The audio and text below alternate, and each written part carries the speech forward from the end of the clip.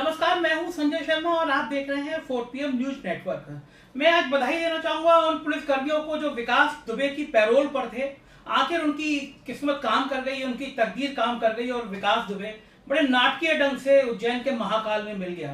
धन्यवाद उन पुलिस कर्मियों को इसलिए करूंगा क्योंकि उनको वर्दी की लाज नहीं है, उनको समाज की लाज नहीं है, उनको देश की लाज नहीं है और वो वर्दी पहन के विकास दुबे के पैरोल पे थे, वरना संभव नहीं है इतना बड़ा गुंडा, इतना बड़ा अपराधी 3-3 राज्यों की सीमाओं से पार करते हुए आराम से उज्जैन पहुंच जाता है।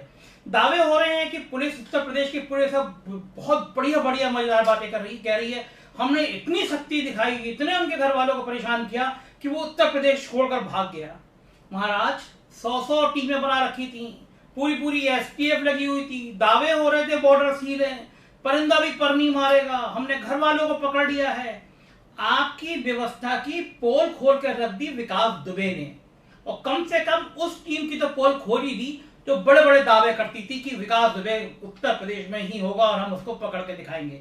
बात इस बात की है कि आखिर इतना बड़ा दुर्दांत अपराधी 8 पुलिसकर्मियों की हत्या करता है, 2 दिन अपने घर के पास के गांव में रहता है और आराम से वो घूमता हुआ फरीदाबाद में दिखाई देता है और फिर 12 घंटे के अंदर वो उज्जैन के महाकाल पहुंच जाता है। उज्जैन महाकाल में जब आपने गिरफ्तारी हुई, बढ़िया शेप किया हुआ व्यक्ति होता है, बाहर निकलता है और कहता है मैं विकास दुबे हूं।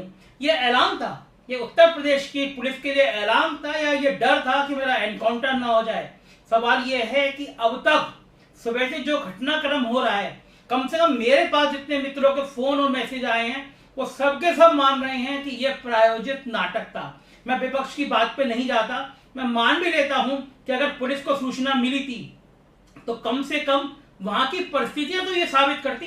एक बड़ी खबर आ रही है कि महाकाल में के रात में उज्जैन मंदिर में उज्जैन के DM और SSP रात में जाते हैं, भगवान शिव के दर्शन नहीं करते हैं, एक मीटिंग होती है और सुबह सुबह विकास दुबे गिरफ्तार हो जाता है। आपको पता था, उत्तर प्रदेश की पुलिस को पता था कि विकास दुबे की ससुराल उज्जैन में है। क्या उत्तर प्रदेश की पुलिस की टीम जो पूरे देश में दावा कर रही थी हम बहुत अलर्ट हैं, क्या उन्होंने उज्जैन में अपनी टीम लगाई थी? आपको पता था कि उज्जैन जाता है, वो महाकाल के दर्शन करता है, क्या आपको संभावना नहीं थी कि वो ऐसी जगह चयन करेगा सरेंडर की जहां पे चारों तरफ से कैमरे लगे हो, भीड़ हो, सुरक्षा हो और वो सरेंडर करके कहेगा मैं विकास दुबे हूं? यह डायलॉग उत्तर प्रदेश की पुलिस को बहुत दिनों तक याद रहेगा कि मैं विकास दुबे हूं। अब 2 बातें होती हैं, या तो पुलिस उसको एनकाउंटर करेगी या फिर उसको गिरफ्तार करके जेल भेजा जाएगा। एनकाउंटर पर सवाल उठाना गैर कानूनी होगा। अगर मैं ये कहूं आज की तारीख में कि विकास दुबे लाए और पुलिस कस्टडी में भागते हुए मार दिए गए, ये बात कहना जल्दबाजी होगी और मैं कहना भी नहीं चाहता। ऐसी कुछ जो भी परिस्थितियां होंगी वो सबके सामने आएंगी, लेकिन मैं एक बहुत खतरनाक कहानी बताने जा रहा हूं। वो कहानी ये है कि अगर विकास दुबे गिरफ्तार होगा, विकास दुबे जेल जाएगा तो उत्तर प्रदेश का एक नया माफिया बन जाएगा।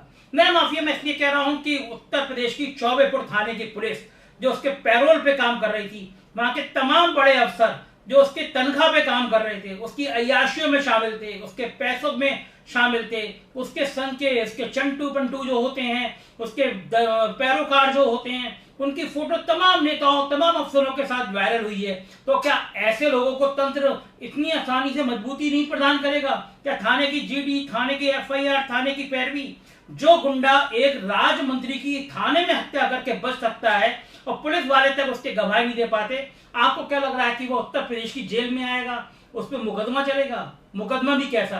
आज सुबह मेरे कई वकील दोस्त थे, उनसे मेरी बात हो रही थी, वो कह रहे थे कौन से अपराध साबित हो पाएगा?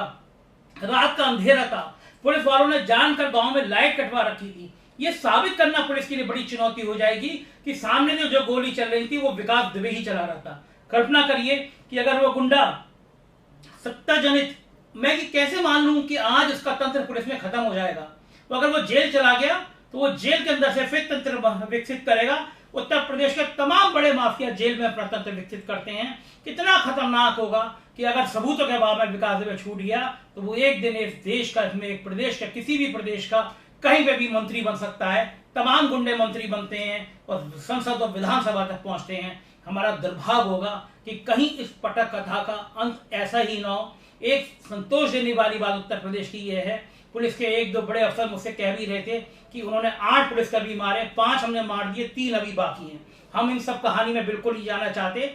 जिस व्यक्ति ने पुलिसकर्मी की हत्या की है, मेरा बड़ा सवाल यह है कि उसका, उसके खानदान का और उत्तर प्रदेश के हर गुंडे का यह मनोबल इतना खत्म होना चाहिए कि अगर खाकी वर्दी पे एक उंगली उठेगी तो वो उंगली इस तरह तोड़ दी जाएगी कि उंगली के चलाने वाले मास्टरमाइंड, चाहे वो नेता हो, चाहे वो बिजनेसमैन हो, चाहे वो ब्यूरोक्रेट हो, ये समझ में आना चाहिए कि खाकी इस देश की, इस प्रदेश की आन है, वान है, शान है।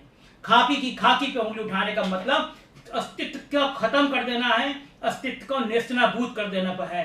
काश उत्तर प्रदेश की पुलिस को ये बात की शर्म आए कि विकास दुबे आपकी सीमाओं को तोड़ता हुआ आराम से उज्जैन पहुंचता है, उज्जैन में वो सरेंडर करे या गिरफ्तारी करे, विवाद का विषय है, लेकिन आपके लिए शर्मनाक बात है कि इतना बड़ा अपराधी आपकी गिरफ्त से निकल गया। आप बड़े बड़े दावे करते रहिए, आपकी उस एसटीएफ की कहानी बताते रहिए, लेकिन आज बात साफ है कि विकास दुबे ने आपके मुंह पे वो काले पोती है जो कई सालों तक धुलने वाली नहीं है। कम से कम अब विकास दुबे की जड़ों को खत्म करिए, उसकी 5 साल की कॉल रिकॉर्ड निकलवाइए, पब्लिक डोमेन में डालिए।